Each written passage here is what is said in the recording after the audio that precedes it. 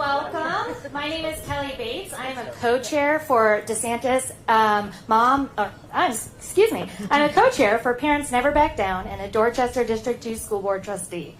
I could not be more excited to be here today to introduce our special guest. Not only is he the governor of the free state of Florida and our future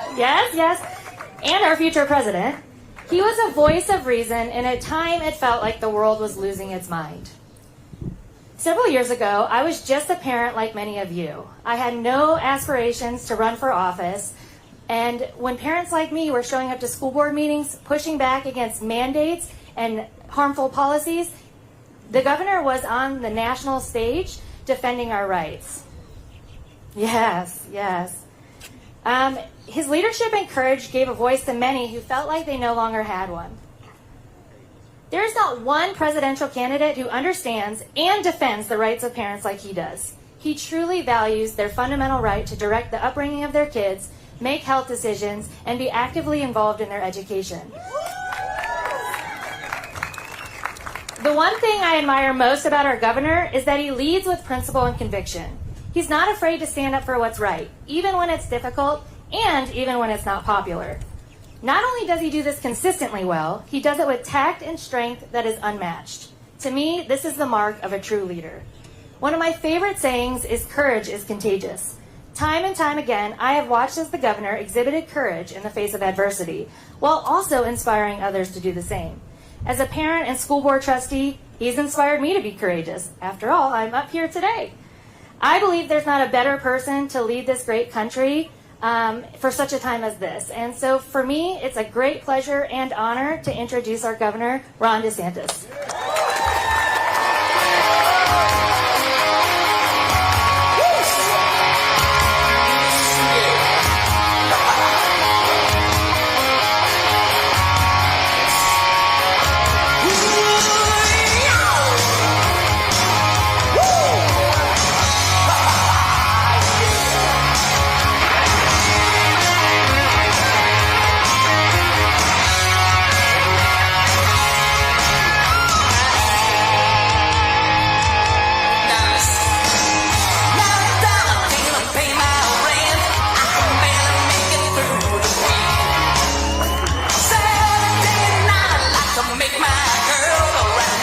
Well, good morning, South Carolina. We're back in the Lowcountry. It's great to be here. You know, my wife, who's great, and some of you have seen her around and about. You'll see a lot more of her. I tell people because we have like a month between New Hampshire primary and South Carolina primary, February of next year, I think I'm going to qualify for South Carolina residency. So we're going to be here the whole time. But my wife went to college at Charleston and is a graduate there, great spot. And her parents used to live in Mount Pleasant. So when we met, I was a naval officer in Naval Station Mayport, which is northeastern Florida. She was a local TV reporter doing legal cases and police and crime stories up in northeast Florida. We were just on I happened to be just at a driving range. You know, I was a baseball player my whole life. I was done with that through college. I played, all through college. Then I'm in the military, and I'm like, I got to figure out something to do. I can't just go out and play baseball, so I got to do something. So I started doing that. So we're just sitting there on the driving range, and I see her, and she's kind of looking back. I thought she was looking at me. Turns out someone had left a half-used bucket of balls there, so she was eyeing the balls. Nevertheless, I took that as a cue. I took a swing, and the rest is history. But we used to come up here all the time, and I remember we've been here. We've been to Red's. We've been to some of these other places. This wasn't here as a restaurant back then when we used to go. But you know what I noticed? It's kind of similar to Florida. 2006 is when, we met, and then we'd come up here, visit her family, and then through the years. And I noticed 5, 6, 7 years, so many more cars on the road, traffic, the population, because people are leaving poorly governed states and they're going to greener pastures. And you all know that here in Lowcountry. We know it in Florida, I can tell you that. We're the fastest growing state in America. We've had the most net in-migration every year since I've been governor. And, of course, we have no state income tax, but you all should try that sometime. I'm telling you, it works really well. So you hear Biden. I mean, honestly, it's sad. Like the floundering, all this other stuff. But, yes. But, we have this situation that developed starting on October 7th, where Hamas executed a brutal terrorist attack on the people of Israel. And it was the worst terrorist attack, really, probably in modern history, because if you look at how big Israel is, if they were the United States size, to have that many deaths from this, it'd be like 60,000 dead in the United States in a terrorist attack. And that we've never seen anything like that. So this was a huge, huge thing. And, I said at the time, first of all, he slept through the morning. This happened. He didn't take the 2 a.m. phone call. You deserve a president's going to take that 2 a.m. phone call. He didn't do it. So he eventually came out. And I said, listen, we need to stand with Israel and their right to defend themselves to the hilt in this matter. And what I pointed out is, it's easy to say that morning, the next day, but what's going to happen is as the days and weeks go on, knowing the media, knowing the international left, knowing failed organizations like the United Nations, they are going to start blaming Israel. And what did we see the other day? You had the media put out a report saying Israel bombed a hospital in Gaza. What was the evidence that the media had for that? No, there was some. It was a Hamas press release. And they take that and they run with it. So that is not trying to report facts. That is trying to pursue a narrative, a political narrative, so that Israel is kneecapped from being able to defend itself. If we had someone on our border that came in and beheaded babies and butchered elderly people and did that, we would accept nothing less than the complete annihilation of that terrorist group. We would wipe them off the map. That's exactly what they're going to do, and that's what they should do. But I think what Biden's doing, he's now trying to say, both hands. He wants to send $100 million of your tax money to the Gaza Strip. And they say it's for humanitarian purposes, but I'll tell you this, Hamas will commandeer that money. Hamas will use the money, and that's bad enough.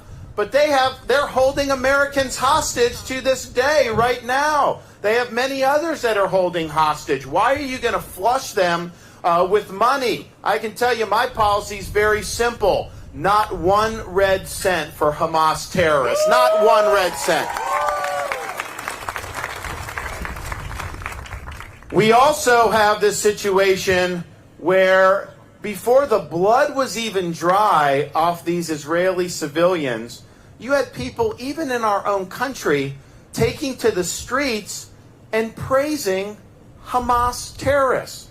And I'm thinking to myself, what has gone on in this country? These universities are sick with what's going on there. I tell you, in Florida, we've actually done something about it. You look at our university presidents, University of Florida, some of their statements on this, much different than what you get at Harvard and these other places, because we don't want our universities to be indoctrination centers, especially public universities. Your tax dollars, it should be focused on the pursuit of truth and preparing our kids to be citizens of this republic. That's what we do in Florida. It's not what they do in most other parts of the country. But some of these students are foreigners who are here on a student visa. So I can tell you this, as president, you're here by the grace of this country on a visa. You have no right to be here. If you're out there siding with Hamas terrorists, I'm revoking your visa and I'm sending you home.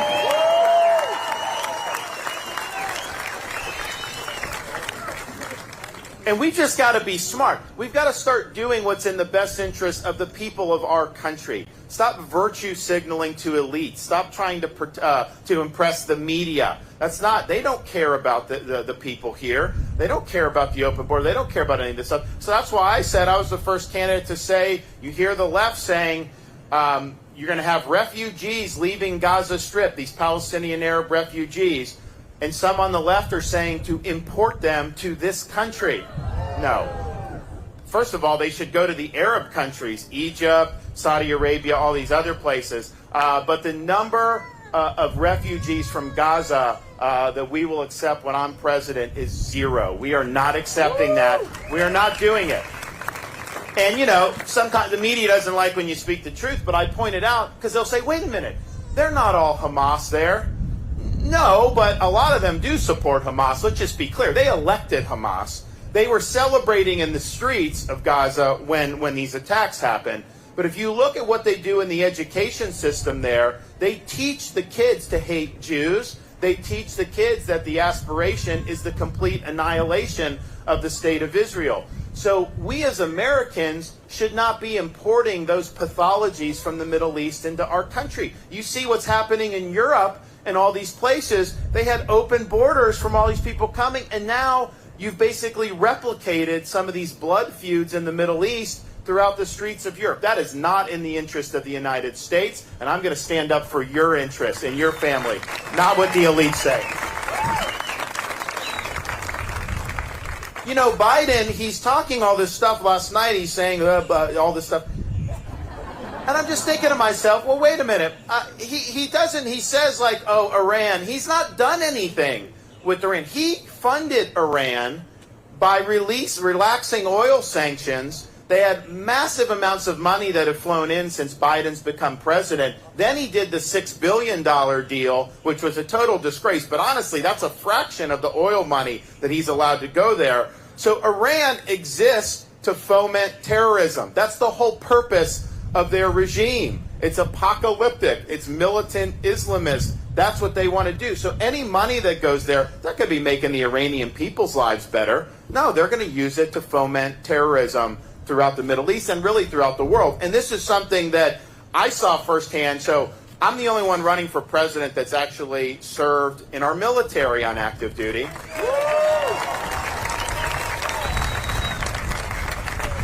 And I'll be the first president elected since 1988 who served on active duty in a foreign war overseas. So I understand a lot of stuff, but particularly serving in Iraq. When we were in Iraq, you had there's a lot of things going on. Al-Qaeda in Iraq, which were Sunni Arab terrorists, they were there, and they did a lot of damage. But if you actually looked at what was happening, most of our deaths for U.S. troops were at the hands of militia groups funded by the Iranians, the Shia militia groups. They killed hundreds of our service members, maybe over 1,000. Iran orchestrated Hezbollah's attack on our Marine Corps barracks in 1983 that killed over 240 U.S. Marines. So this is just what they do.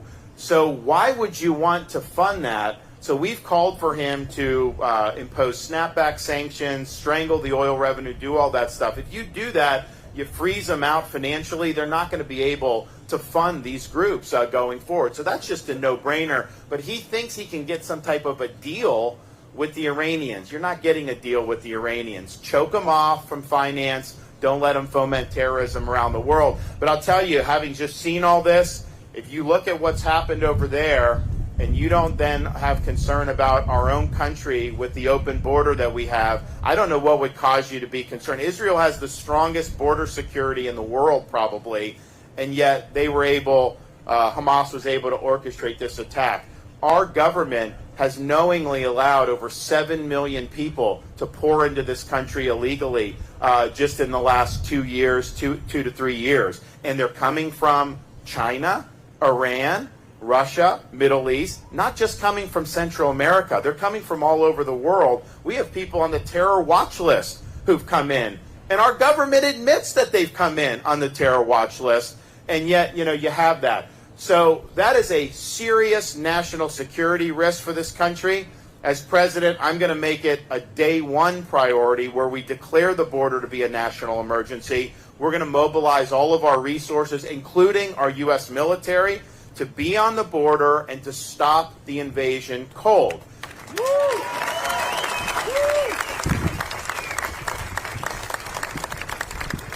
And what we'll also do is, when you come illegally, if you're breaking the law, you're illegally in the country, the proper response from the government, and what we'll do, we are going to send them back to their home country. That's what you have to do. If you don't do that, we're going to have this problem for another 50 to 100 years. we are going to build the border wall. And I'm actually going to have Mexico pay for it. Because, I went to the rallies, I went to Trump's rallies in 2016. That was like the clarion call because the elites were not paying attention to illegal immigration. We had problems at the border. Back then, we've had problems for decades. And I'm like, yes, this is the way to do it. And, that didn't happen. I mean, he didn't build the wall, Mexico paid for it. But here's the thing. He said the other day in Iowa that, because he's rationalizing why it didn't happen, he said, there was no legal mechanism where I could get them to give money. You can't just say give money. Now, it wasn't what he said in 2016. He said he was going to do it. But here's the thing. You actually can get Mexico to pay for it. No, you're not going to just hand out your money. They're not just going to put billions of dollars in our hand. Of course not. What you do and what I will do, you impose fees on the remittances that people send back to Mexico from America and Central America and South America. You'll raise billions and billions of dollars, and we're putting that to construct that border wall all across the southern border. It's important. But what I found out, and because I've been involved in the border issue, I've sent troops starting in 2021 to help Texas. We do maritime operations in Florida to interdict boats coming from places like Haiti and then send back. We banned sanctuary cities in Florida. We even helped transport 50 illegal aliens to beautiful Martha's Vineyard and did that. And nobody was talking about this issue until that happened. Now everybody's talking about it. So we've been involved in the fight, but I can tell you this, and people would say, Florida, why do you care? You're not on the border. Look. This open border and Biden's policy, every community is now a border community because they're bringing in fentanyl that's going all across this country and is killing tens of thousands of our fellow citizens. We had over 100,000 drug overdoses last year. Florida's taken action on that. We actually have a program to help people that are addicted, and we're the only state in the country that had a decline in overdose deaths year over the last year, which is, it's a tough issue, but we're making progress. We'll bring that model nationally. I think it'll help. But you have the Mexican drug cartels. They're running our border, basically. They're sex trafficking, human trafficking, and, of course, trafficking the narcotics and the fentanyl. And the thing about the fentanyl is, look, people that get addicted to drugs, it's tough situation. We've done some programs to help. But with fentanyl, you'll have people that aren't even, really drug users. They'll maybe try, one pill thinking it'll help them study or do something like that. And if it's laced with fentanyl, it can be fatal. And that's most of the angel moms. The angel moms are moms who have lost kids to fentanyl overdose. Most of the angel moms I've met, their kids were not drug addicts. They had maybe made a decision to do, thinking it was something else, and then that was it. So the margin for error with fentanyl is very low. We actually had a case in Florida. We had an 18-month-old baby. Her parents, the family rented an Airbnb unit. Baby's crawling on the carpet, and there's fentanyl residue on the carpet, probably from who had it before. Just that residue was enough to kill the 18-month-old baby. How is that okay in this country that's happening? The people in Washington don't care. They're not doing anything to stop it. So as president, I'm going to understand that these cartels are invading our country and killing our people. We're going to treat them like foreign terrorist organizations. We're going to use deadly force to defeat the Mexican drug cartels, and we'll get that done. And it's just, the thing about the border, it's caused so much problems. It's humiliating for our country that we can't even control our own territory. We're supposed to be the world's leading superpower, and yet you have our enemy nations. They can send whoever they want across that border right now. They're getting in. They know they're getting in, and they're going to be able to do. And I've said even before the Israel stuff, and I hope I'm wrong, but the math doesn't lie. With that many people, that vulnerability, there will be a terrorist attack in this country at some point that we'll be able to trace back to the southern border. That's what they've done. That's the predicament they've put us in. And they just don't care. Another thing they don't care is about what they've done to make this economy so difficult for so many people. All the things you've seen, the grocery prices, the prices for everything else, interest rates, homes, all that stuff is government-induced. They did this by borrowing, spending, printing trillions of dollars starting in COVID in March of 2020. The federal government botched the response to that. They put us on this path. The supply chains got bad, labor force, all these different things. And so we're living with the consequences of their bad behavior. And yet, do you see them trying to reverse course in Washington? You know, they're not doing anything different. They want to just keep spending and spending money. And that's not the way you do it. In Florida, every single year we've cut taxes. I've cut taxes by a record amount in Florida. Now, we don't have an income tax, so I can't cut the income tax rates, but I'd rather have that problem. We find other taxes to be able to cut, and we do things that are helpful. For example, in Florida, we understand how important it is that we have strong families, and we want people to be able to afford to raise kids, because a lot of people are putting off having kids because they think it's too expensive right now. So we made every baby item, diapers, wipes, formula, cribs, strollers, you name it, clothing, we made it permanently tax-free in the state of Florida. So that's helping, saving a lot of money for people. So you can do. So we did that. And then we still have run budget surpluses. And in fact, since I've been governor, we've paid down almost 25% of our state's total accumulated debt. From the history of Florida in the 1840s all the way to the present, we've knocked out a quarter of our state's debt just since I've been governor, while cutting taxes and while doing all that. So don't tell me it can't be done. You can. You got to make better decisions. So, and you look at what's going on in D.C. with this speaker's race, and I'm just thinking to myself, you know, they're like chickens with their heads cut off. It's all Washington is political theater. It's drama. It's chaos. But what are the results that are being produced? And, you know, as a leader, my job is not to foment drama. My job is not to create palace intrigue. My job is not to be an entertainer. My job is to deliver results for the people that I represent. And that's how you're judged as a leader. You got to be able to make things happen. You got to be able to get things done. So, for example, just the most recent thing, we have the war breaks out in Israel. We knew it was going to be a big issue for Florida because we've got close connections. I've got a lot of people that go back and forth. So I knew there'd be Floridians who were stuck there, and the federal government wasn't helping them. The State Department, the embassy, no help at all. And so I'm like, you know what? When there's a void, I'll lead. So we did an executive order. We scrambled our emergency response people to send planes over to Israel, and we have now brought back hundreds of stranded Floridians and Americans back safely to the state of Florida. And you know, when we announced that, the federal government said, okay, well, we'll work to get people out, but they said, we won't bring you to the United States. They're dumping people in Greece, which, you know, it's like, these are people, they don't know their way around that. They need to get home. So they're just dumping them there. But then, get this, they're charging them for the flight. Now, listen, if you come across the border illegally, this federal government will fly you to Timbuktu at taxpayer expense. They're not charging illegals anything. They will put illegals up in hotels. Heck, in the Northeast, they have the Army-Navy game is going to be in the Foxborough. All the local hotels are booked with illegals. The veterans can't get hotels for the Army-Navy game. So that is example where they will treat people coming in illegally better than they treat our own citizens. So we've not only brought people back from Israel, we've made some pit stops to Greece to pick up Americans stranded there and bring them back to the United States. But it's about getting things done. I mean, for example, another thing in Florida, we had Hurricane Ian hit in late September of 2022, so over a year ago. And it basically hit Cat 5.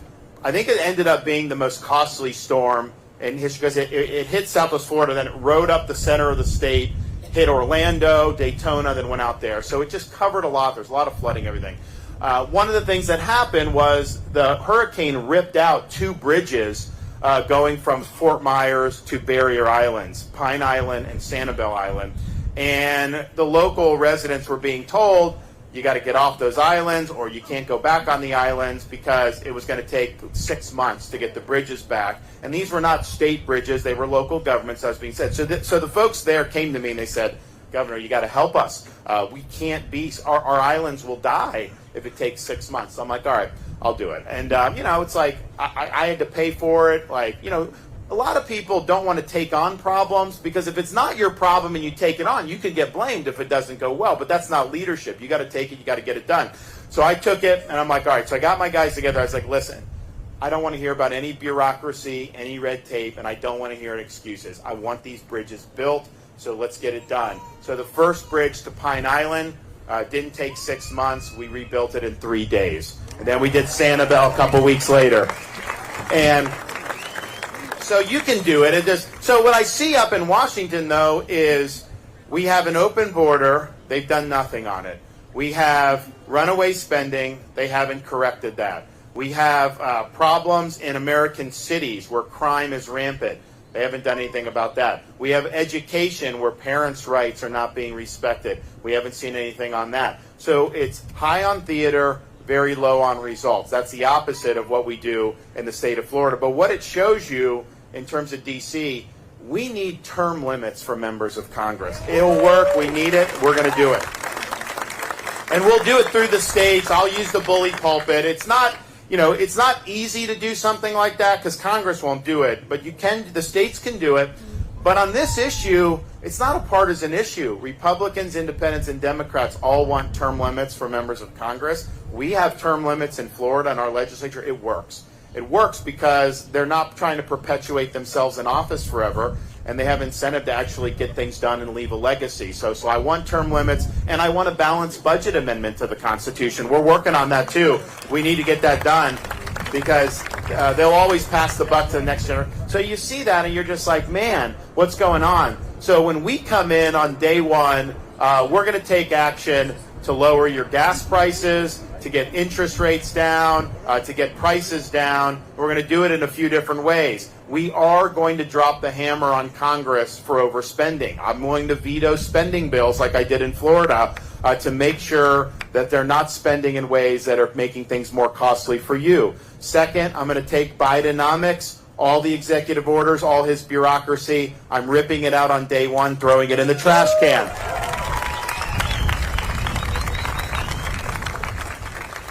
And then we are going to open up and incentivize production of American energy, our oil and gas.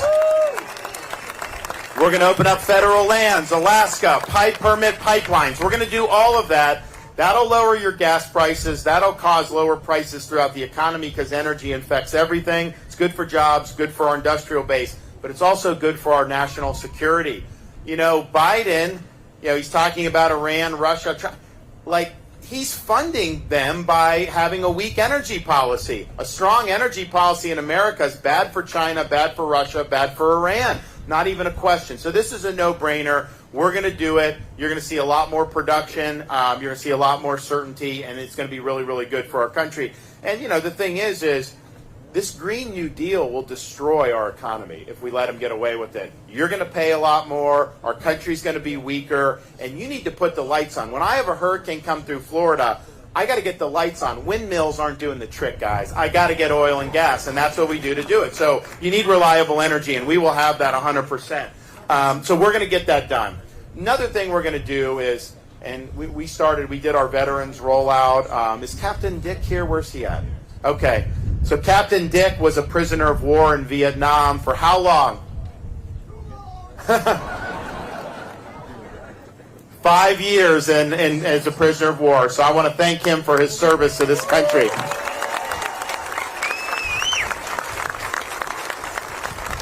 He's a proud Floridian now, and we appreciate him. So Captain Dick, we had some other guys. We did our Veterans Coalition, our rollout. I'm going to make veterans issues a top priority as president. They've been neglected for too long. We're going to be there. And there's a lot of things we'll focus on. We're going to focus on linking veterans to all the resources that are out there apart from the bureaucracy, and there's great resources. It's going to make a big difference. We're going to focus on veteran suicides. We're going to focus on veteran mental health and substance abuse. These are tough issues, but we've got to dive into them. And we're going to bring accountability to the VA. If they're not serving our veterans well, I'm firing those bureaucrats. I'm sorry. We got to get it done. So we're going to do that. But I'll tell you, one of the things veterans care most about is not even their benefits or this or that. They come to me more than ever in my life and say, we've got to do something about what's going on in the military. They say they wouldn't want their kids or grandkids joining the military because they've indulged in social experimentation. You have woke agenda. You have all this nonsense, which is not what the military's about. So we're going to come in as commander-in-chief on day one. We're ripping out all the woke, all the politics, and we're going back to mission first. Advance people by merit. Focus on lethal and ready. That's what we're going to do. It's going to be very, very important. And then, once you do that, then you can do things to fortify our defenses internationally, particularly against China. I'm a Navy guy, but I think that we need more strong naval power in the Pacific to be able to deter China. So we're going to do that. But after 2 terms as president, we will have successfully fended off the threat posed by the CCP, and we will be, without question, the world's leading superpower. We'll get that done. Don't worry.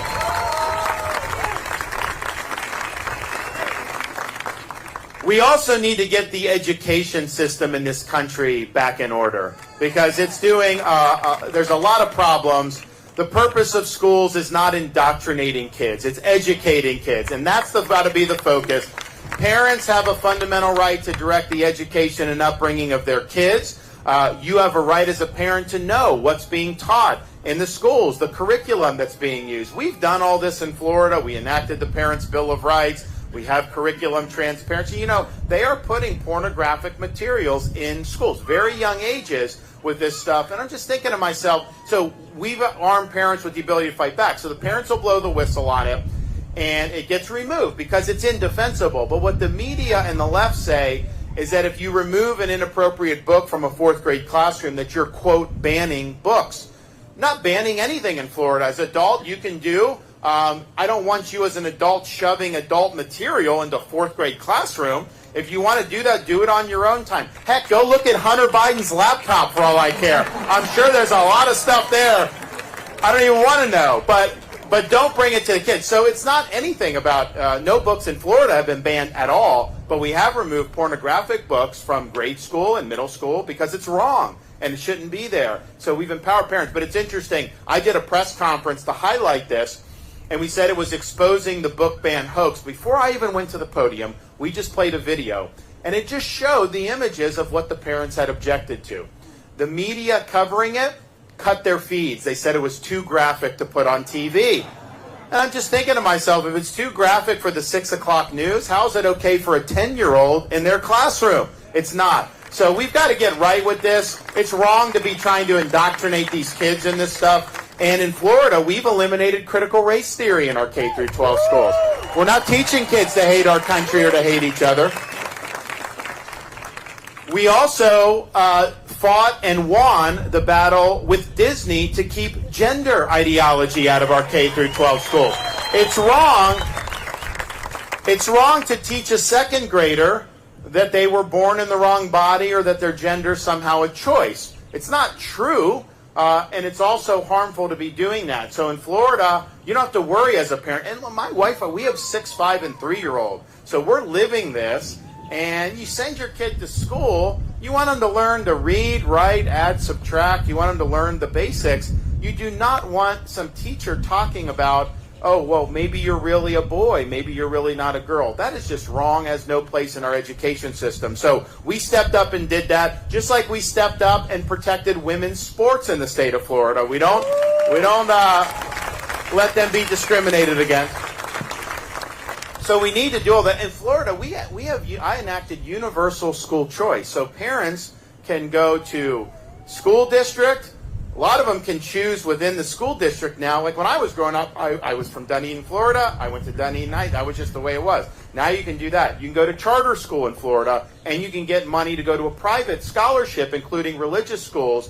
So you have great options in Florida. We're now ranked 3rd and 4th, respectively, in 4th grade reading and 4th grade math. And that was not true 25 years ago. So choice works, empowering parents work.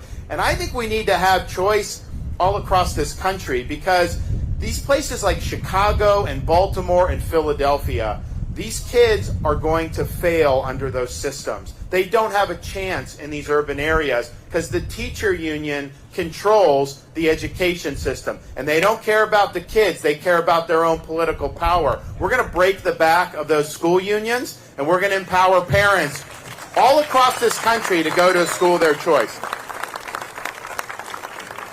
The other thing we're going to do that we did in Florida, and we're going to champion across the country, we need a rebirth of teaching American civics in this country. We have to teach about the Constitution and the Bill of Rights, teaching people about our founding principles and what it means to be an American. Very, very important that they know that. We want to graduate kids. We don't want them to be a blank slate. We want them a foundation when they're adults so that they can exercise the responsibilities of being a U.S. citizen, and we will do that. The other thing we have to do is, I don't care whether you live in a red state or a blue city or anything in between, criminals need to be held accountable for their crimes in this country. We've got to stop releasing people.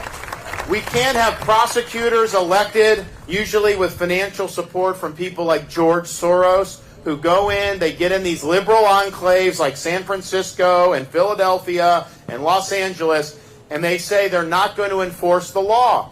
And so they let criminals off the hook on really significant crimes. I mean, I was in Southern California because we had the Reagan Library debate last month, and I was doing different events or whatever. My wife and I, we ran into 6 or 7 people that had been mugged over the last year. And I'm thinking to myself, in Florida, of all the events I've done, I don't think I've ever met anybody that's been mugged. And I'm not saying crimes don't happen, but it's like this has become rampant because they don't get prosecuted for that.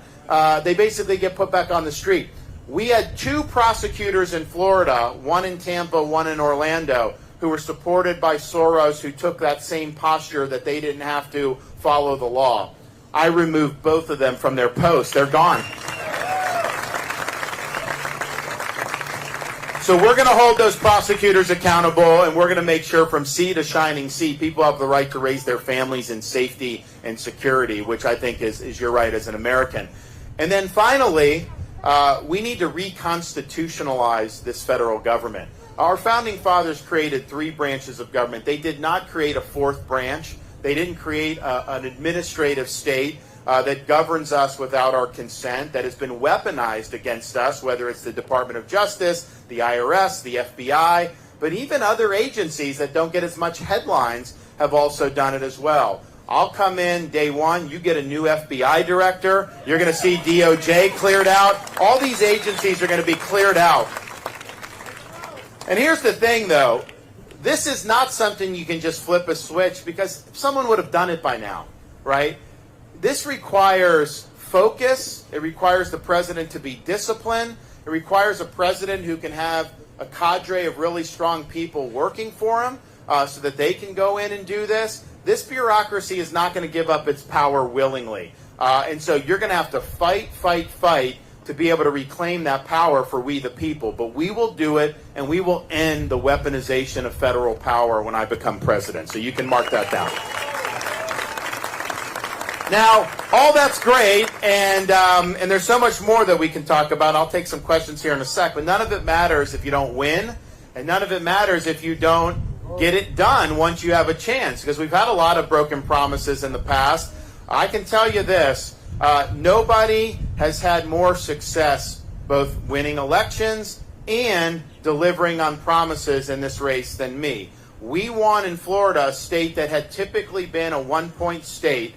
We went in, we led with purpose and conviction, we delivered major league results, and we won the greatest landslide that any Republican has ever won in a governor's race in the entire history of the state of Florida. We very well may be redder than the state of South Carolina now. Nobody would have predicted that even 5 years ago, but if you look at what's happened, we've moved people into our direction. We're winning urban areas like Miami-Dade by double digits. No one thought that was possible. And so it shows strong leadership is wanted. I've been as bold as anyone. You don't got to contort yourself. You don't got to have your finger in the wind. Lead, be strong, and you'll get people. And that's what we showed in Florida. And that's what we need to do nationally, because Republicans have lost these elections recently.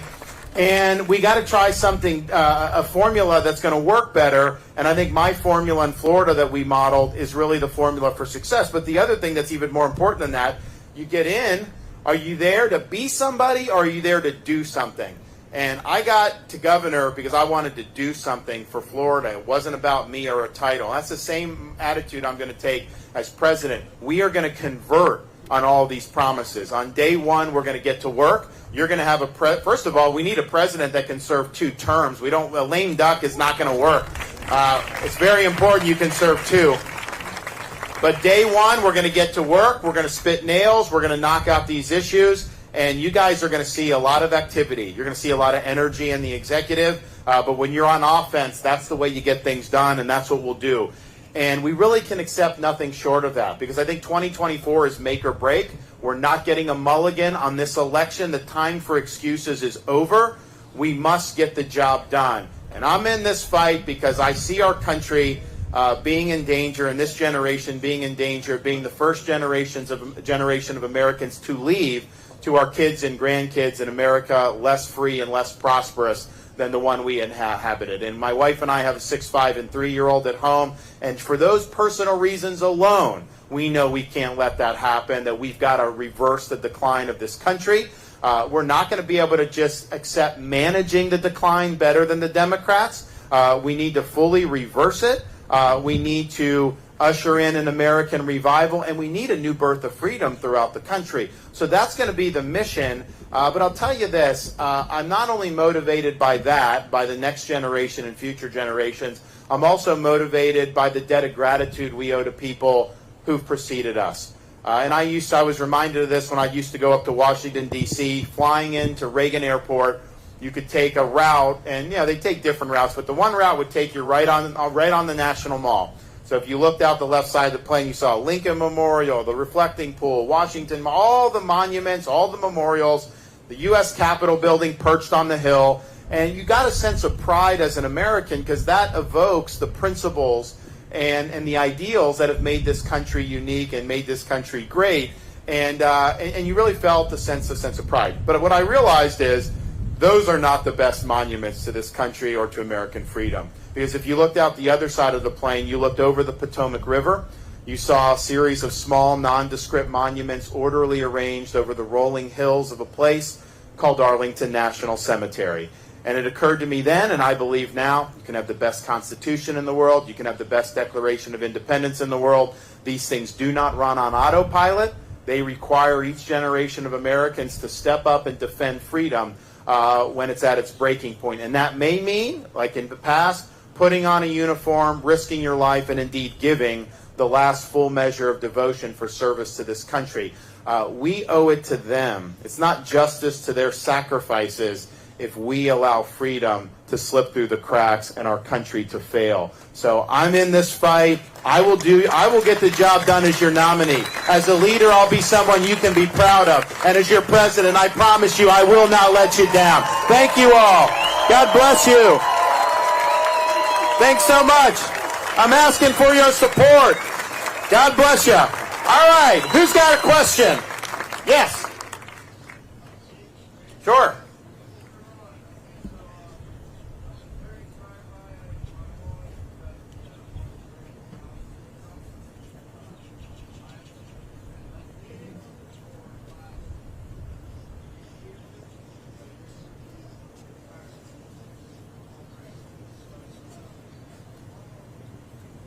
We want you, man. I mean, look, I think that.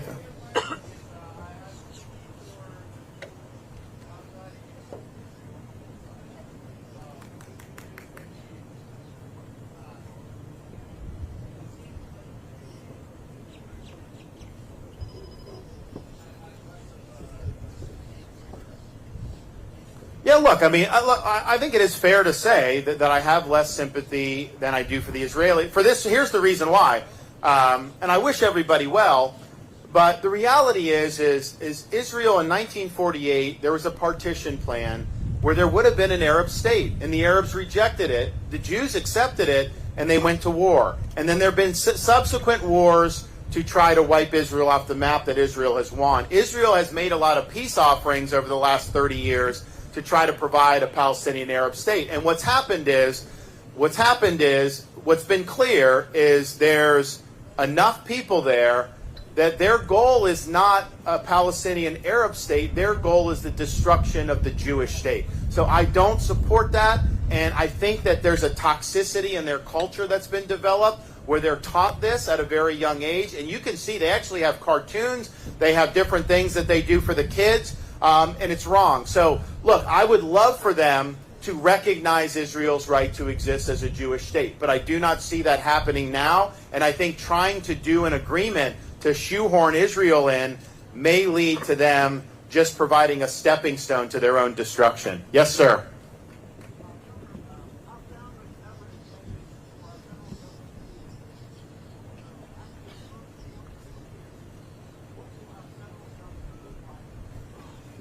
So the question is a great question. Our federal government's way too big, and that's not what the founding fathers intended, which is 100% true. And part of that is how much they're spending, but it's also the bureaucratic reach.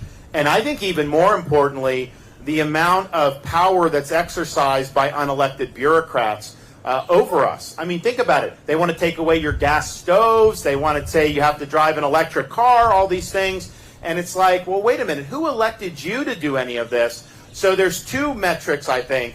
The size. So we're going to do a bunch of things to reduce the number of bureaucrats and agencies. We're going to reduce through attrition. As they retire, we're not going to fill the spots. I'm going to order all cabinet agencies to reduce their footprint in D.C. by 50%. We need to eliminate agencies like the Department of Education and others that Congress will do. But you got to get Congress on board with that. And I think a lot of these Republicans have talked a big game over the years in Congress, and they haven't been able to do. So we're going to take a lot of steps on that. We're going to fire a lot of people. And part of the way we're going to do that is we're going to take 50,000 bureaucrats who are involved in policy.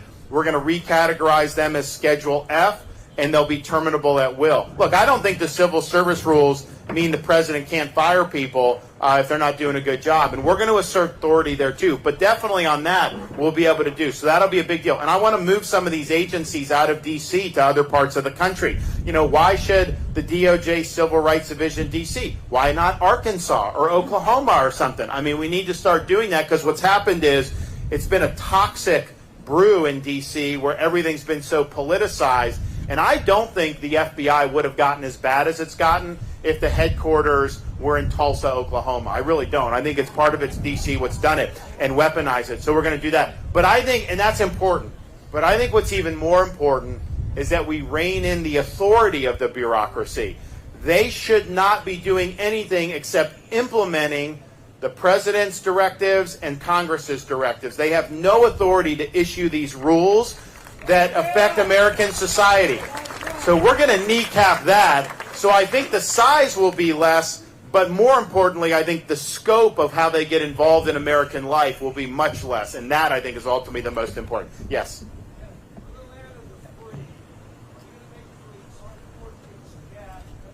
Oh. So this is a question about the forcing of the jab. Well, look, I'm from the free state of Florida. Of course we're not going to do that.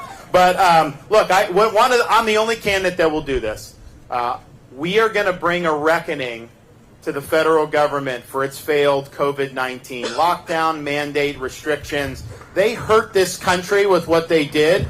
To force military people to take the COVID jab, we lost a lot of good warriors. I'm hiring them all back if they want to come back. We lost a lot of good recruits from that. They did an order through OSHA, which we fought in the courts and won, which was basically saying you don't have a right to work in this country unless you take the COVID shot. Who the hell elected OSHA king to do that? So in Florida, we took action. I called a special session of the legislature. We passed legislation saying in the state of Florida, nobody, regardless of who you work for, has to choose between a job they need and a shot they don't want. And here's the thing that was most grotesque about it was in the military, for example, even when it was clear that it didn't prevent you from getting COVID, they still clung to it. Even when people had already had COVID, they still forced them to get the shot when there was no benefit for someone that had natural immunity. So what you saw with Fauci, CDC, NIH, FDA, is they were pursuing a political agenda.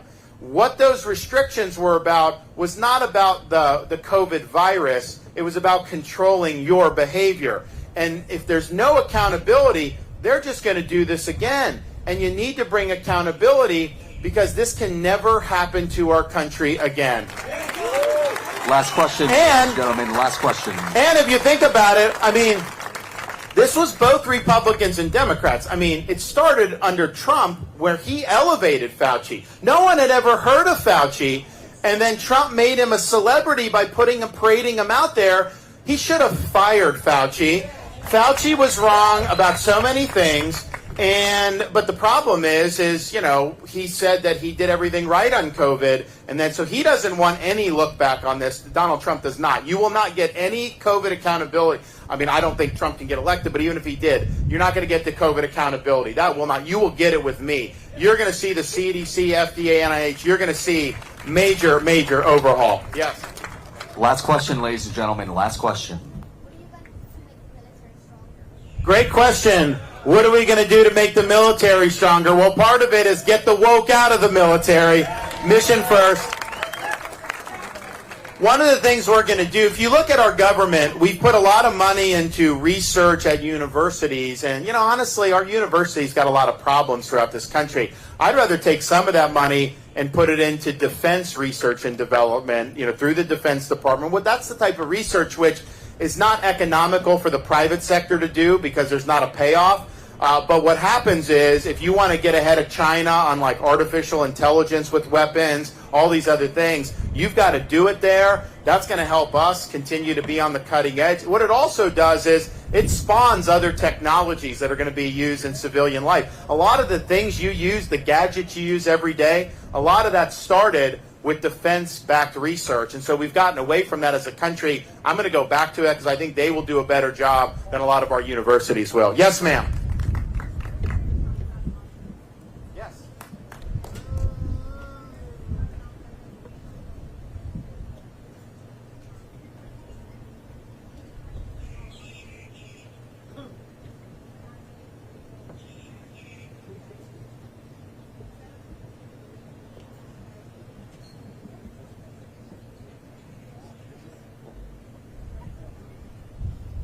So the question's about kids with autism, you know, what you're going to do. So I think we're going to do like we did in Florida. So part of our school choice, so we want to do school choice nationally, part of our school choice is we have programs and scholarships for kids with unique abilities. So we actually have kids that go to school specifically for kids who have autism, and that can be done with a parent as access to scholarship. So that's, I think, really, really significant. I think it allows them to reach their potential. And I think we need to do that all across the country. I think it's important. Yes, sir. Oh, my goodness. So the question is there anything that can be done about the media and their distortion and whatever? Look, here's the thing. It used to be media had a liberal bias. That was, you know, for most of the 20th century, like latter half of the 20th century, even in kind of the beginning of the 21st century. Well, what's happened in the last 10 years is they've gone away from reporting facts, even though it was a liberal bias, to just trying to concoct political narratives. So when the narrative trumps, the fact doesn't matter.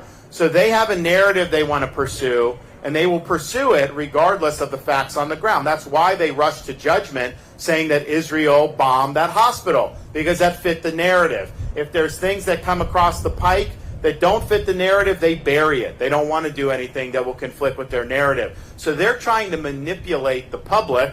So the question is, as citizens, what do you do about it? You are not doing your duty as a citizen, because remember, Benjamin Franklin walked out of that constitutional convention. He was asked, did you give us a republic or a monarchy? He said, a republic if you can keep it. He understood that citizens had responsibilities to maintain small r Republican government. So you're not doing your job as a citizen if you simply ingest wholesale, uncritically, corporate media narratives. Like, you have to just think critically. You understand it's an agenda. You understand what they're trying to do. You understand they're not going to tell you the whole story. And part of it is ideological. Part of it is just economics. Like, they cater to their subscribers. There's way more ways to access media now, so they're trying to do that, and they want to reinforce their subscribers' worldview. They don't want to challenge it, particularly some of the elite media institutions. So that's just what they do.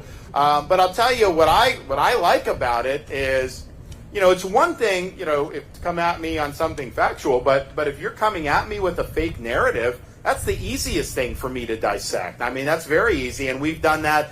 And we had a lot of fireworks in Florida back in the day, and a lot of these exchanges would go viral. And then what happened is, because so many of them went viral, they stopped trying to do the narrative questions. I don't get those questions as much anymore, so you'll see. But I do think it's important that you have a president who's able to articulate conservative values in a very positive, strong way, who's going to be able to navigate all the media situation with some skill. When people are shooting at you, don't shoot yourself in the foot. Have some self-control. Have some discipline. Know when to zip it and stop creating problems that you don't have to create.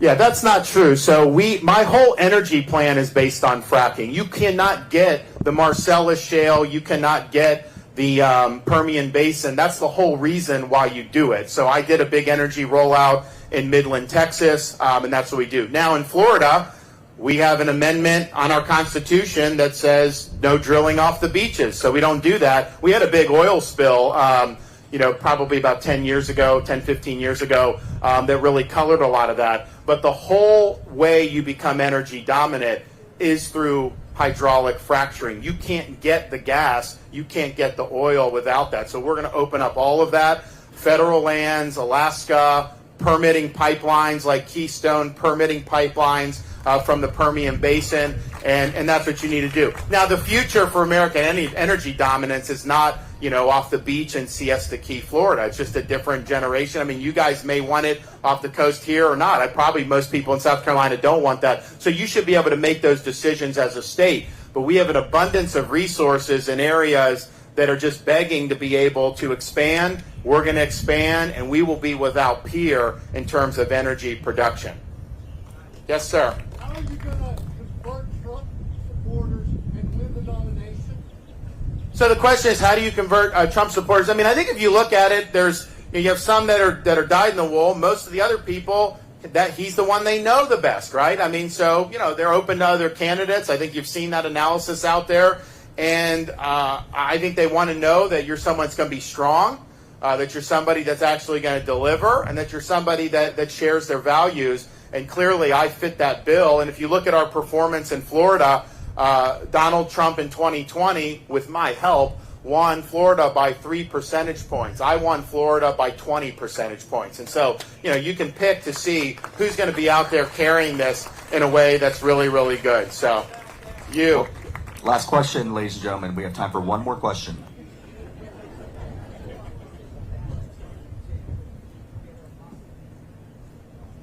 So the question is what do you do with these American hostages? Well, the first thing you don't do is put our special forces faces on your Instagram like Biden did. I mean, these are guys, these are clandestine operatives. Those would be the guys that would probably go in if there was a rescue type situation. So look, in those situations, these are things that you would not telegraph what you're doing. All of this would be very, very close hold. You'd be working very closely with the Israeli government. I don't know. I mean, the chance of us just going in without Israel's concurrence or at least their knowledge would probably be slim because they have so much visibility over what's going on. But we would mobilize what we needed to, and we would do it. But paying Hamas right now money is not going to get the job done. It's just not going to do it. So I hope more people will talk about these hostages.